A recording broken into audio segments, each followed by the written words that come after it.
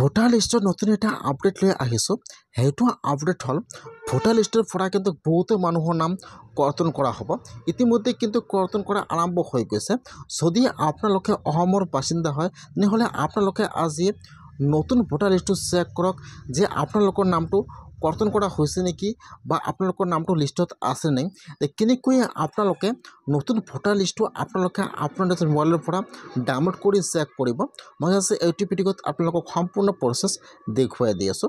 যদি আপোনালোকে অসমৰ বাসিন্দা হয় তেনেহ'লে আপোনালোকে আজি ভোটাৰ লিষ্টটো ডাউনলোড কৰি চেক কৰক। কেনেকৈ আপোনালোকে ডাউনলোড কৰিব ভোটাৰ লিষ্টটো চাই লওক।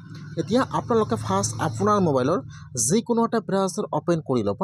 আপোনালোকে ইয়াত লিখিব ভোটাৰ লিষ্ট ডাউনলোড লিখি চাৰ্চ কৰিব। ইয়াত আহি যাব ইলেক্ট্ৰিকেল ৰোল। এতিয়া আপোনালোকে সেইটো অপশ্যনৰ ওপৰত ক্লিক কৰিব। এতিয়া কিন্তু আপোনাৰ ওচৰত অফিচিয়েল ৱেবছাইটটো অপেন হৈ যাব এনেকুৱাকৈ। মই কিন্তু আপোনাৰ সুবিধাৰ কাৰণে ৱেবছাইটৰ লিংকটো মোৰ ডেছক্ৰিপশ্যনত দি দিছোঁ। আপোনালোকে ডাইৰেক্ট ক্লিক কৰি ফাৰ্ষ্ট এইটো অপশ্যনত আহি যাব। হোৱাৰ পিছত ইয়াত চাব 2 নম্বৰত দিয়া আছে, অলপমান তলত আহি যাব। ইয়াত চাব দিয়া আছে PDF ই-ৰোল।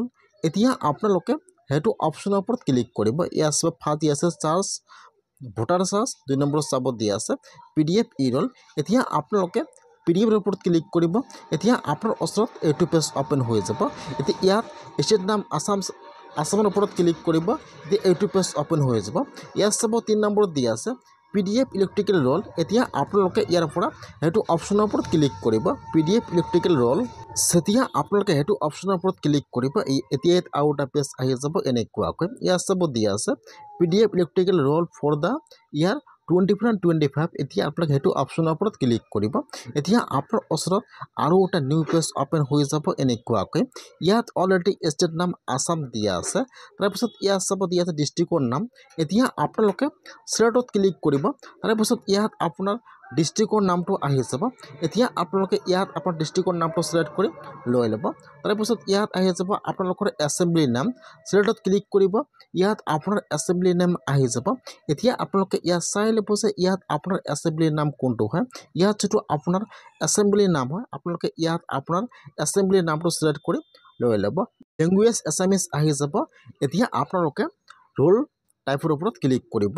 এতিয়া ইয়াত চাব 2 নম্বৰত আহি যাব ফাইনেল ৰোল 2025। এতিয়া আপোনালোকে ইয়াৰ পৰা 2 নম্বৰ অপশ্যনটো ছিলেক্ট কৰি লৈ ল'ব। তাৰপিছত এতিয়া আপোনালোকে অলপমান তলত আহি যাব।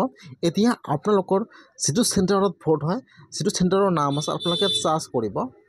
আপোনালোকে ভোটাৰ আই ডি কাৰ্ডৰ পিছফালে তাত কিন্তু আপোনাৰ চেণ্টাৰৰ নাম দিয়া আছে।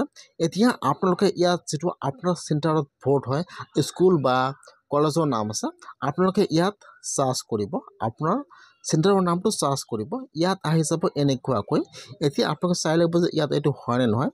চোৱাৰ পিছত ইয়াত চাব ছিলেক্টৰ ফুলিছে। এতিয়া আপোনালোকে ইয়াৰ পৰা ছিলেক্ট কৰি লৈ ল'ব। তাৰপিছত এতিয়া আপোনালোকে অলপমান ওপৰত আহি যাব। এতিয়া ইয়াত যি কেপচা দিয়া আছে এতিয়া আপোনালোকে ইয়াত কেপচাটো বহাই দিব। ইয়াত চাব যি কেপচা দিয়া আছে কেপচাটো আপোনালোকে এতিয়া ফাৰ্ষ্ট সেইটো ঘৰত বহাই দিব। কেপচাটো বহাই দি আপোনালোকে এতিয়া ডাউনলোডৰ ওপৰত ক্লিক কৰিব।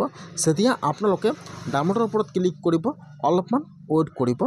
ইয়াত অপশ্যন আহি যাব প্ৰচেছ। আপোনালোকে ৱেইট কৰিব। লগে কিন্তু আপোনাৰ মোবাইলত ভোটাৰ লিষ্টটো ডাউনলোড হৈ যাব।